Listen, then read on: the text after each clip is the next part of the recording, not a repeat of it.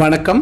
நாம் இன்று நேபாளத்தின் காத்மண்டு நகரில் உள்ள புகழ்பெற்ற ஜலநாராயண பெருமாள் கோவில் பற்றி காண்போம். புத்த நில்கந்தா கோவிலாகும். மகாவிஷ்ணு தண்ணீருக்கு நடுவில் படுத்த நிலையில் அனந்த சயன கோலத்தில் காட்சி தருகிறார். ஒரே பாறையில் செதுக்கப்பட்ட இந்த பிரம்மாண்டமான 5 மீட்டர் சிலை கோசைகுண்டா ஏரியின் நீரின் மீது அமைப்பது போன்ற அமைப்பில் உள்ளது. இது மிகவும் தெய்வீகமான தரிசனம் என கருதப்படுகிறது. நேபாளத்தின் காத்மண்டு பள்ளத்தாக்கில் வடக்கே உள்ள சிவகிரி மலை அடிவாரத்தில் புத்த நில்கந்தா என்ற இடத்தில் உள்ளது. சுமார் 5 மீட்டர் நீளமுள்ள ஒரே கருங்கல்லில் செதுக்கப்பட்ட 4 கைகளுடன் கூடிய அனந்தசயன பெருமாள் ஆகும். பெருமாள் தனது கால்களை மடித்து சேஷநாகத்தின் மீது படுத்தபடி காட்சி தருகிறார். இது மிகவும் அமைதியையும் விஷ்ணுவின் பிரபஞ்ச சக்தியையும் குறிக்கிறது. இந்த சிலை ஒரு பெரிய குளத்தின் நடுவில் தண்ணீரில் மிதப்பது போன்ற தோற்றத்தில் அமைக்கப்பட்டுள்ளது. இந்த தண்ணீர் கோசைகுண்டா என்ற ஏரியிலிருந்து வருகிறது. இவரை புத்த நில்கந்தா நாராயணர், ஜலநாராயணர் என்று அழைக்கிறார்கள். நேபாள அரச குடும்பத்தினர் இந்த பெருமாளை தங்கள் குலதெய்வமாக கருதி வழிபட்டு வருகின்றனர். இதுபோலவே தமிழ்நாட்டில் திருவள்ளூர் அடுத்த காக்கலூரில் உள்ள சிவா விஷ்ணு கோவிலிலும் நேபாளத்தில் இருப்பது போல ஜலநாராயண பெருமாள் வீற்றிருப்பது சிறப்பான ஒன்றாகும். ஜலநாராயண விஷ்ணு கோவில் இந்து மதம் மற்றும் பௌத்த மதத்தை பின்பற்றுபவர்களுக்கு மிகவும் முக்கியத்துவம் வாய்ந்தது. இந்த சிலை விஷ்ணுவின் சிலையாக கருதப்பட்டாலும் பௌத்தர்கள் அதை புத்தரின் சிலையாக கருதுகின்றனர். நேபாளத்தில் உள்ள விஷ்ணு கோவில், அதாவது தூங்கும் விஷ்ணு கோவில் என்று பிரபலமாக அழைக்கப்படுகிறது. முக்கிய ஈர்ப்பாக விஷ்ணு தூங்கும் சிலையாக உள்ளார். ஏனெனில் இது ஒரே கருங்கல்லில் செதுக்கப்பட்டுள்ளது. நேபாளத்தில் உள்ள மிகப்பெரிய சிலையாகும்.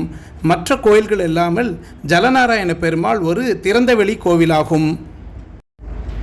விஷ்ணுவின் தூங்கும் சிலை கொண்ட இந்த அபூர்வ கோவிலில் விஷ்ணுவின் தனித்துவமான தோரணையை காணலாம். விஷ்ணுவின் கால்கள் குறுக்காக கட்டப்பட்டுள்ளன.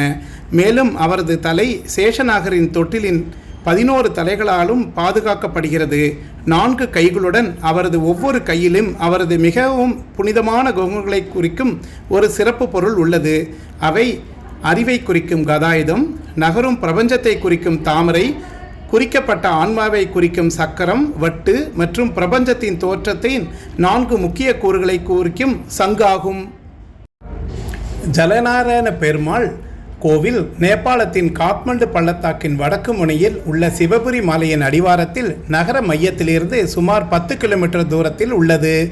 புத்த நில்கந்தா என்பது 2 சொற்களின் கலவையாகும்.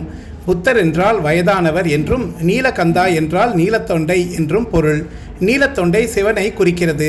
ஆனால் இந்த கோவில் விஷ்ணுவுக்கு அர்ப்பணிக்கப்பட்டுள்ளது.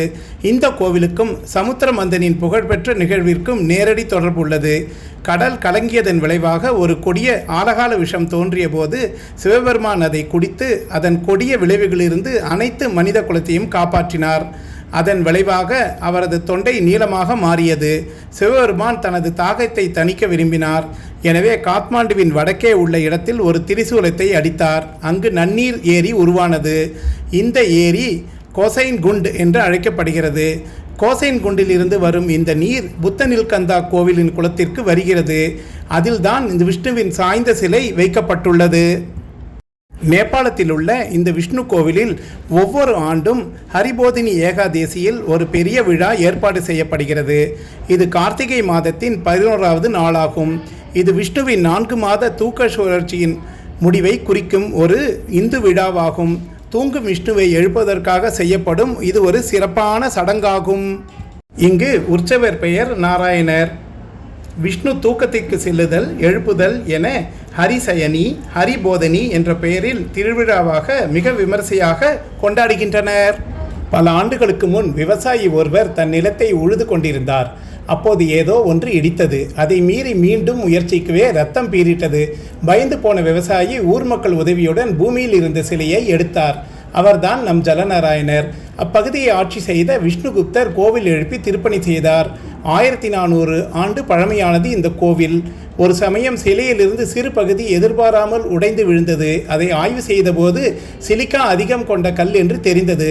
அதாவது எரிமலை கக்கி வரும் கற்கள் பெரிதாகி இருக்கும், ஆனால் எடை இருக்காது. அதனால்தான் இங்கு நாராயணர் மிதந்து கொண்டிருக்கிறார். 13 மீட்டர் நீளம் கொண்ட குளத்தை சுற்றி 4 புறமும் கம்பிகள். அதன் வெளியில் இருந்து நாம் பெருமாளை சேவிக்கலாம். தலையில் தங்க வண்ணம் பூசிய கிரீடம், அதனை மறைக்க வெள்ளி கிரீடம் வைத்துள்ளன. ஓம் நமோ நாராயணாய நமக. நன்றி, வணக்கம்.